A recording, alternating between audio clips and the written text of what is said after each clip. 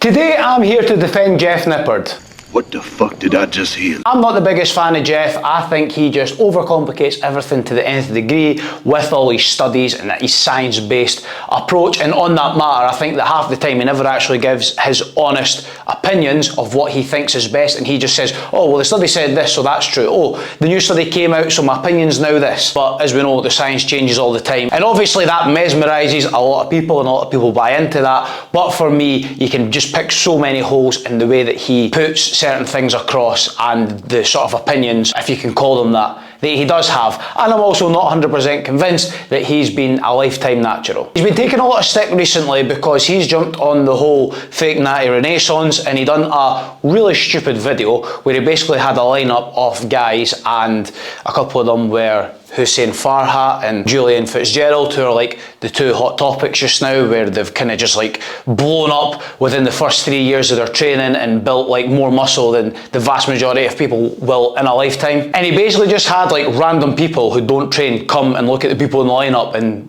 say who they think's natural or not, like that proves anything. And then they went and done blood work after it, which he didn't actually show, and people were saying, oh well, this could have all just been fake. And supposedly he was covering up and backing the fake natties, and people were saying he's lost all his credibility. So what he's decided to do is come out with a follow-up video, basically doubling down on saying that Hussein and Julian are actually natural, and people are really upset with him. And that's the video that I'm here to go over today. And before I get into it, if you haven't liked and subscribed already, please go and do it, because I make amazing videos. I don't just talk about science pish and give non-opinions. I'll actually give you my thoughts, my opinions, and back it up with logic and my evidence. So the video titled Natty or Not Science Explained is basically his way of explaining to you what is actually achievable natural and how to actually spot if somebody is potentially a fake natty or not. He breaks the video down into 3 parts, and he spends the first few minutes wasting a whole bunch of time talking about the history of steroids, when they were invented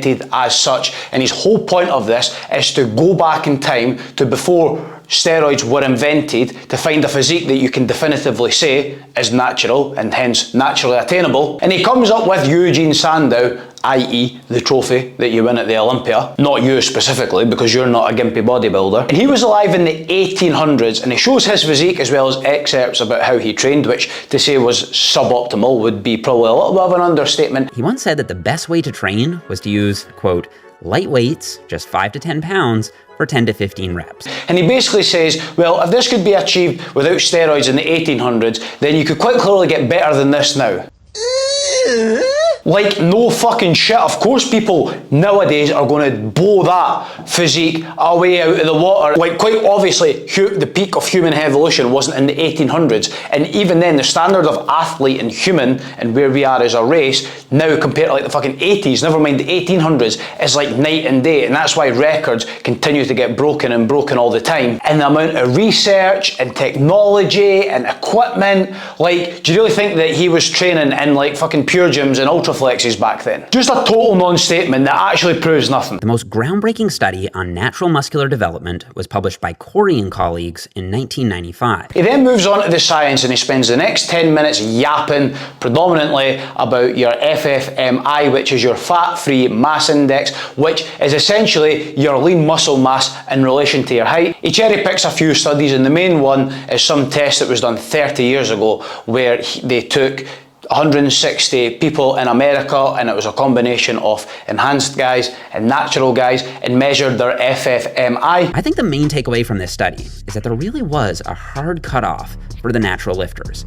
Out of 74 subjects, not a single one had a fat-free mass index above 25. And this was actually news to me, because this 25 FFMI number has been bandied about for years as like the ultimate proving point of if you're above that, you're not natty, and if you're below that, then you must be natural. And I didn't actually know where it came from. And as it turned out, it came from like one random study. And this just goes to show you how unreliable that these studies are, by the way, because first of all, it's a group of 160 people, an absolute tiny actual portion of the population, and it was just like taken from recreational gym trainers in America. And then when it comes to these people who they were testing, you're now having to bank on them actually telling the truth if they were natural or not. And do not think for a second that even for a study like this, people would not be scared to admit that they were actually taking steroids. But anyway, this study is totally inconsequential. You look at the individual subjects, you can see that going on steroids didn't actually guarantee that you'd be bigger than every natty. Like, this guy down here was taking steroids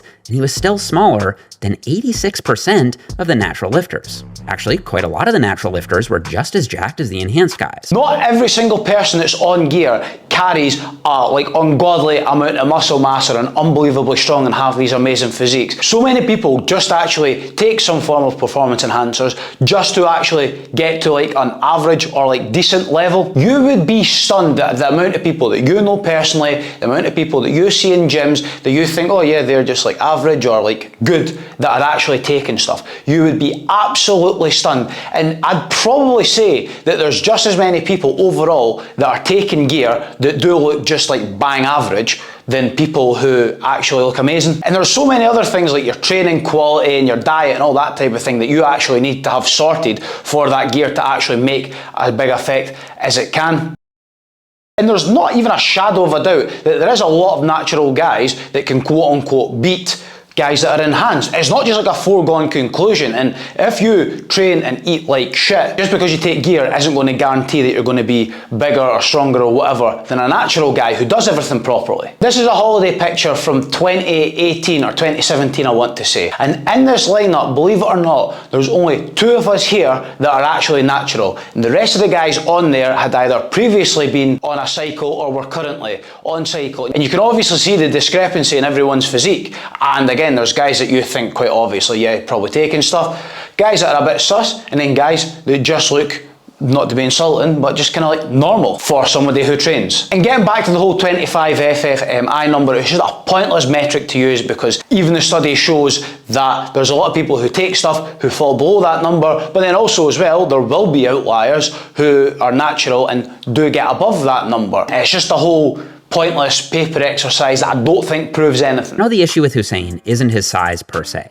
It's the speed of his transformation that's suspicious. It finally gets to the actual point about Hussein, which isn't the fact that, oh, well, is this physique attainable or not natural? Because I think that in the right circumstances it probably is. However, the whole point with him is how quickly that he's got it. Somebody's trained 8, 9, 10 plus years and does everything right and built up to a physique like that, yeah, cool, believable. But when you're 17 or whatever it was, never trained, and then you just blow up in a couple of years, that's when it becomes a little bit suspect. And that's why, again, this FFMI number isn't just totally actually useful at all, because again, when you're actually trying to see if somebody has taken steroids, it's not just about the end level they're at, it's actually the context of how they have gotten there. He then moves on to the final section, which is titled Common Sense, which is lacking straight away here because he compares. If we instead go with 10% body fat, his FFMI is 25.5. As a comparison, what do you think Ronnie Coleman's FFMI was at his peak? On stage, he was 5'11", 290 pounds at 5% body fat. His FFMI was 38.5. I'm sure this goes without saying, but Ronnie was way bigger than Julian. You don't say. Ronnie obviously wasn't natural at his peak. He did have world-class genetics though.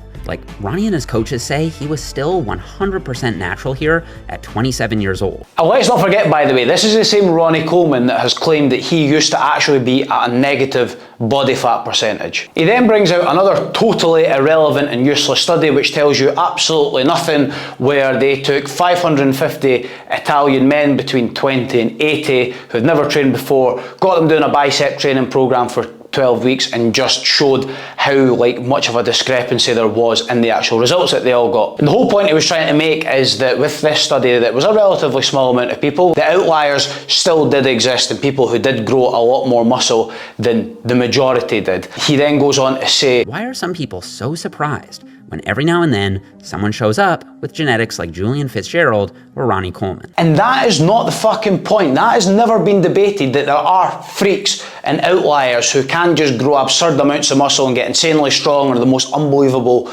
gifted athletes and physical specimens. The issue isn't does these guys exist, the issue with these guys specifically is how quickly they got there and the context behind it. Like Hussein training in his garage, Julian looking like he's not got a clue what he's doing when he was training with Larry Wheels and doing his 3 sets between 8 and 8. Now you've probably got this far into the video and you're thinking, Uncle Tino, I thought you started off by saying you were here to back Jeff Nippard, and all you've done so far is just slaughter him and tear him to bits. And you're right, but that's because in typical Jeff Nippard fashion, he's yapped for about 15 minutes too long and just glossed over the one fundamental point and the only point he needs to actually make. I can say with 100% certainty that Hussein Farhat's physique is achievable without steroids. His blood work is normal, his FFMI is normal, and his transformation, while suspicious, is possible. This is all he needed to say if he genuinely does believe that Hussein's natural, and that from his numbers in terms of the FFMI and the blood markers and his testosterone levels and all that, the actual weight gain that he has put on, and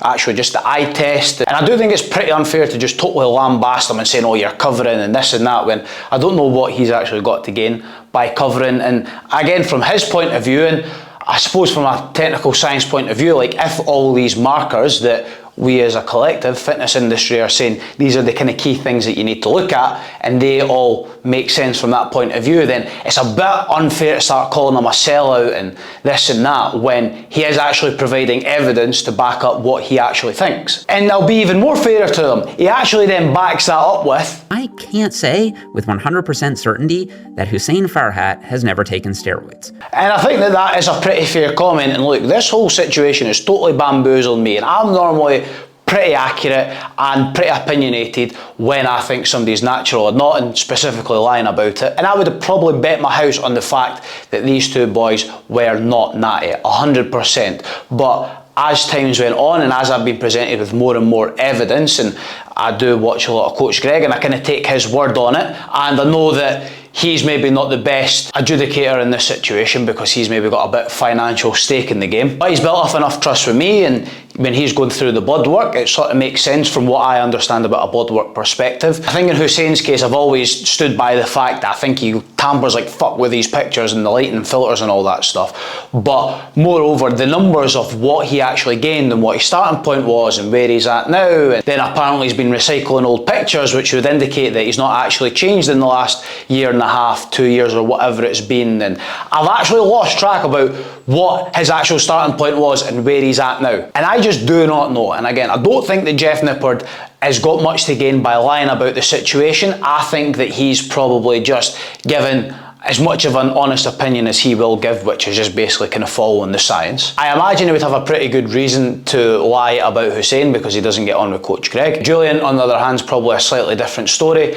And could the boys jump on gear, used it for a few years, come off, blood goes back to normal, and they obviously keep the vast majority of their gains? It's possible, although you'd probably bet on them kind of regressing quite a little bit before they eventually rebuilt back up when they were training naturally. But again, I don't know. But I think coming at Jeff Nippard and calling him a sellout and all that, in this case, I think it's a bad shout. I'm happy for you to let me know what you think in the comments, and if you think that they are definitely enhanced, if it is all just a big cover up, if Jeff Nippard's involved, or if he's just getting played like everybody else. I'm genuinely interested in though, because I know it's become such a polarising thing. I don't know if polarising is the best word, because I feel like it's just one-way track of people just absolutely saying they're lying through their back teeth and just not willing to accept it. I'm at the point I don't know, and it's very rare for me to not know things because I'm brilliant. But anyway, I'll leave it there. Like, subscribe, new videos every week, free stuff, coaching inquiry form is down below. Leave it there and I'll catch you soon.